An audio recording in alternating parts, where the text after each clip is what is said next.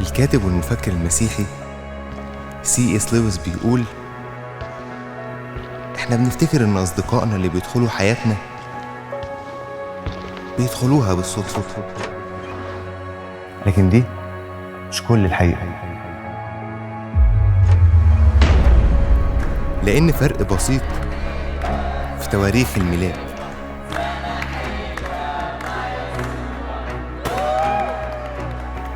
أو في المسافة اللي بين البيوت.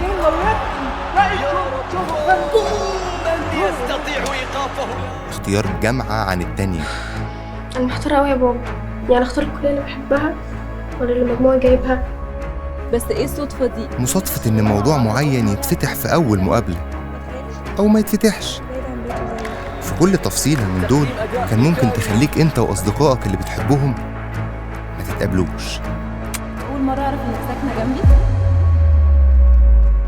بس عندنا كمؤمنين مفيش مساحة للصدف، لأننا في يد الله المسيطر على كل الظروف. هو عارف لما بيخطط لأمر هو بيدعو مين وبيقعد مين جنب مين.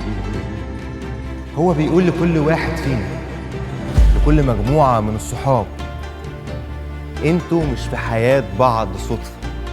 مفيش قصة بالنسبة لي بتبين جمال الصداقة قد قصة مجموعة من الصحاب الدنيا جت على صاحبهم بمرض مزمن ملوش علاج، لكن هم فضلوا جنبه وسندوه، وأول لما لقوا طريقة يخلوا صاحبهم كويس ما تأخروش، شالوه وجريوا بيه على هناك، واتغيرت حياته بسببهم.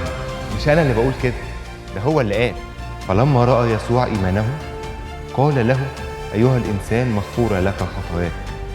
المفلوج خطاياه اتغفرت واتشاف بسبب مقابلته مع يسوع. وانت شلت مين لحد المسيح علشان خاطر يغير له حياته؟ حاربت عشان مين برغم الزحمة والصعوبات اللي موجودة في حياتك عشان خاطر توصله للمسيح؟